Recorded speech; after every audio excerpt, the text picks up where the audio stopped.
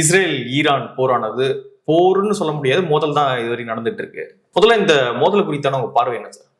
நியாயமா தான் நடக்குதுன்னு நினைக்கிறீங்களா? இஸ்ரேல் நியாயமா நடக்குதுன்னு நினைக்கிறீங்களா? அநியாயமா நடக்குது அப்படின்னு நீங்க சொல்றீங்களா? இல்ல எனக்கு பதில் சொல்லுங்களேன். இல்ல முதல்ல தாக்குனது இஸ்ரேல் தானே. Very good. இப்போ உங்க தெருவில் ஒருத்தர் இருக்காரு, அவர் என்ன சொல்றாரு, இந்த மாதிரி சீக்கிரமே உன்னை நான் காலி பண்ணிடுவேன், இந்த தெருவிலேயே நீ இருக்க முடியாது அப்படின்றாரு.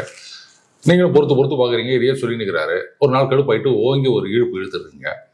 இப்போ நீங்க செஞ்சது நியாயம்னு சொல்லுவீங்களா, அநியாயம் சொல்லுவீங்களா? இஸ்ரேல் வரைபடத்திலேயே இருக்கக்கூடாது, அதை நாங்க அழிக்க போறோம் அப்படின்னு காலங்காலமா சொல்லிட்டு இருக்காங்க.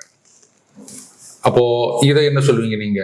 எப்படி சமாதான தூது அப்படின்னு சொல்லுவீங்களா? இதை இஸ்ரேல் நாட்டை நாங்கள் அழிச்சு கட்டுவோம் அப்படின்னு சொல்லிட்டு இருக்காங்க. அவங்க இப்போ அணுகுண்டு தயாரிக்கிறதுல மும்முரமா இருக்காங்க. இன்னும் அணுகுண்டையும் தயாரிச்சுட்டாங்க அப்படின்னு சொன்னா முடிஞ்சது. நேராக குண்டை போட்டு போயிட்டே இருப்பான், நீங்களாம் எனக்கு காப்பாற்ற முடியாது. ஏன்னா ஒரு அணுகுண்டு விழுந்தது அப்படின்னு சொன்னா முடிஞ்சு போச்சு, என்டையர் இஸ்ரேல் காலி ஆயிடும். அவ்வளவுதான், சின்ன நாடு. அப்போ அவங்களுடைய எக்ஸிஸ்டன்ஸ் இன் கொஸ்டின் அப்படின்னும் போது அவங்க இந்த மாதிரி ஒரு நடவடிக்கை எடுக்கிறத எப்படி நீங்க தப்புன்னு சொல்லுவீங்க?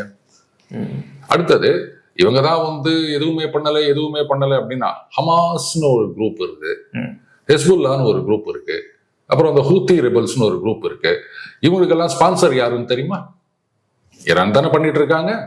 நீங்க நேரடியா சண்டை போடாட்டாலும் நீங்க தானே இவங்களை விட்டு அவங்கள இவ்வளவு நாளா கொச்சல் குத்துனுக்கிறீங்க.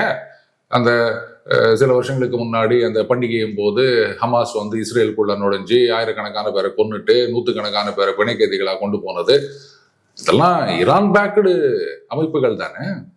அப்புறம் ஒண்ணுமே பண்ணாத மாதிரி இவங்க தானே முதல்ல அடிச்சாங்க அப்படின்னா இது என்ன நியாயம்?